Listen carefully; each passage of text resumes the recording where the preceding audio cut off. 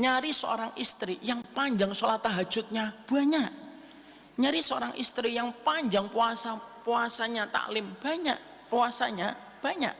Nyari seorang istri yang sering ikut kajian banyak.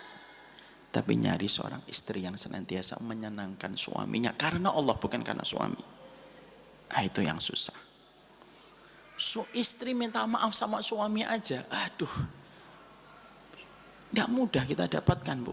Kadang-kadang istri itu kalau disodori minta maaf sama suami atau sholat tahajud 36 rakaat, sholat tahajud 36 rakaat. Dan ibu, maaf demi Allah, dengerin ibu, kapan seseorang akan tahu betapa mahalnya seorang suami? Ketika suaminya telah tiada. Di situ dia baru tahu mahalnya harga seorang suami. Ibu, saya sampaikan, ibu hari ini makan apa yang gak puasa Kamis? Ibu makan bubur ayam, maka yang akan ditanya buburnya itu hartanya dari mana, itu bukan ibu dulu, suaminya ibu. Kamu ngasih ya istrimu Farida bubur, iya, hartanya dari mana, halal atau tidak halal? Itu yang ditanya suami dulu. Ibu sholat subuh 6:30, kebangetan kan itu, suaminya udah seneng, wah Masya Allah istri saya sholat duha gitu, malah pakai kunutnya subuh ternyata.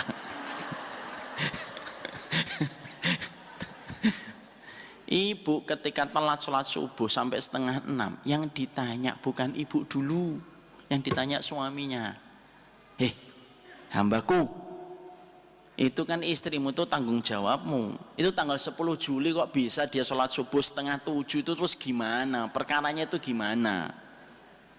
Kalau suaminya bilang, sudah aku bangunkan ya Allah, tapi ternyata dia lebih galak daripada saya. berarti dia. Tapi di situ kita memahami betul bahwasanya sebesar itu seorang suami. Memang suami kita itu tidak sempurna, Bu. Ibu akan menikahi 10 laki-laki pun juga akan membawa ke berbagai macam kekurangan. Kenapa? Indahnya hidup itu karena bengkokan. Indahnya korden itu karena lekukannya, Bu. Korden yang mahal itu korden yang lurus atau yang lekuan? Yang lekuan. Tapi jangan dijadikan nanti alasan ketika bertengkar sama suami. Mas tahu nggak kenapa saya bengkok? Karena indahnya korden itu karena lekukan. Paham di situ ibu? Makanya pulang minta maaf. Ya Allah Bu, ibu hanya disuruh nemenin. Terus ketika melihatnya senyum, terus dibalasnya Allah itu tidak main-main. 8 pintu surga. Saya Bu ketika baca tentang keutamaan perempuan itu iri benar saya. Dapat surganya gampang. Sholatnya tidak perlu di masjid, di kamar. Allah tidak nyuruh untuk sholat tahajud yang banyak. Allah cuma nyuruh untuk senyum di depan suaminya. Saya tuh ketika melihat keutamaan perempuan, Masya Allah, betapa mudahnya perempuan mendapatkan rahmat. Dan saya tuh sampai iri. Alhamdulillah nggak sampai kebablasan saya. Tapi di situ itu penting sekali bahwasanya betul kata Syekh Utsaimin. Apa kata Syekh Utsaimin? Yang menjadikan perempuan itu gagal menjadi mayoritas penghuni surga bukan Allah yang jahat. Dia yang mempertuhankan perasaannya. Ya. Karena ternyata Nabi mengatakan apa? Masalah terbesar kehidupan wanita itu masuk neraka bukan karena tidak berhijab. Bukan itu yang disebutkan Nabi pertama kali. Tapi yang disebutkan Nabi pertama kali itu apa? Yakfurna bil ashir. Susah dia itu untuk bersyukur sama suaminya. Ya. Suami kita itu memang nggak sempurna, Bu. Dan saya sampaikan kepada ibu, ada perempuan yang jauh lebih solihah daripada ibu. Tapi diuji dengan laki-laki paling biadab di atas muka bumi ini. Yaitu adalah Asiyah binti Muzahim dengan Fir'aun. Ibu, Allah ketika laki-laki itu nikahin ibu, Allah sudah cabut. Paling minimnya Allah cabut rasa perhitungannya sama harta itu dicabut.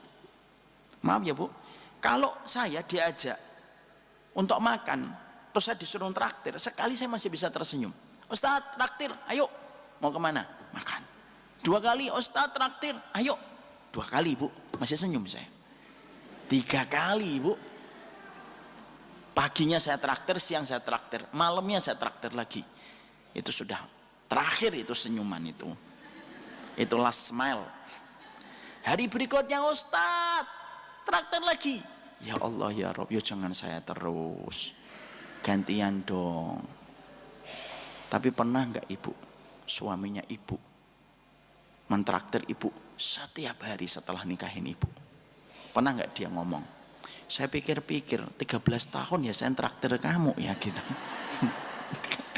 Mana ada. Allah cabut. Kecuali suaminya berzina, tidak mau bertobat. Suaminya KDRT dan mendolimi, menyakiti, melebam-lebam, melakukan kesyirikan. Kalau semuanya sudah melewati boundaries, tidak apa-apa, bisa untuk kebaikan akhirat yang lebih baik. Tapi kalau selama ini masih baik-baik aja, nafkah masih diberikan, ibu Masya Allah, ibu kesini sebagian ada yang pakai motor. Motornya mungkin saya yakin mungkin 90% dibelikan sama suami. Terus ketika di sini ibu duduk, ibu dengerin kajian dapat pahala. Dia lagi di kantor, mungkin lagi dimarahin sama atasannya. Bodoh kamu ini katanya. Dan dia telan bulat-bulat itu kalimat bodoh yang diucapkan oleh atasannya, Bu. Pulang, dia nggak mau nangis, Bu. Demi Allah ya, saya laki-laki sering sedih, tapi saya tuh nggak mau nangis di depan istri saya. Sesedih apapun saya dapat masalah, di mobil saya habiskan tangisan saya, turun, saya gembira. Karena laki-laki itu gitu. Kenapa kami para laki-laki itu tidak mau cerita kepada ibu? Ada 2 Bu. Kadang kami tidak mau menambah bebannya ibu. Karena laki-laki itu kalau sudah family man itu nggak mau nambah beban. Yang kedua, kenapa kami kadang-kadang tidak cerita? Karena khawatir ibu nanti kalau kami jujur, ibu tidak bisa mencerna. Masalah 9 jadi 90. Pahamkah ini? Ini ilmu pernikahan Bu, sama-sama kita belajar dan semuanya kita ini jatuh bangun ketika memahami ini. Kalau ibu menjadi orang yang terhebat di dalam pernikahan itu karena Allah. Jangan melakukan itu karena manusia. Kalau ibu melakukan kebaikan,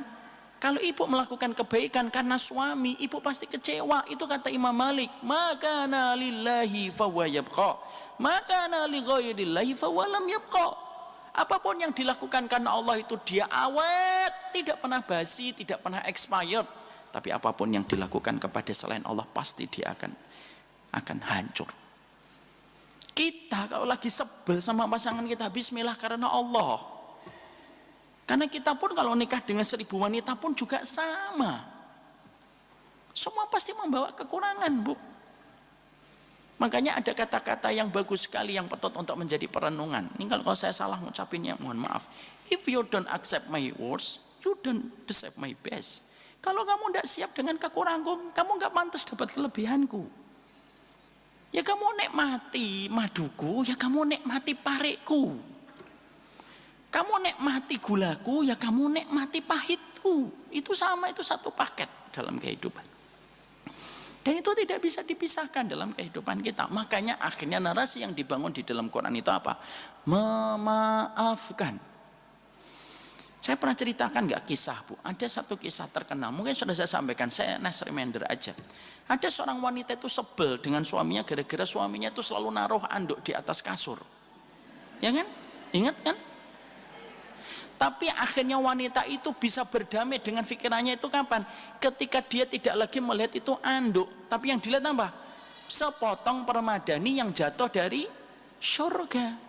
Setiap dia melihat suaminya itu meletakkan anduk di atas kasur, dia tidak melihat itu anduk. Sepotong permadani jatuh dari surga. Dia ambil itu anduknya, dicium, dia senang, tertawa bahagia. Tertawa dia bahagia, diletakkan di tempat jemuran. Suaminya istiqomah Bu, meletakkan anduk.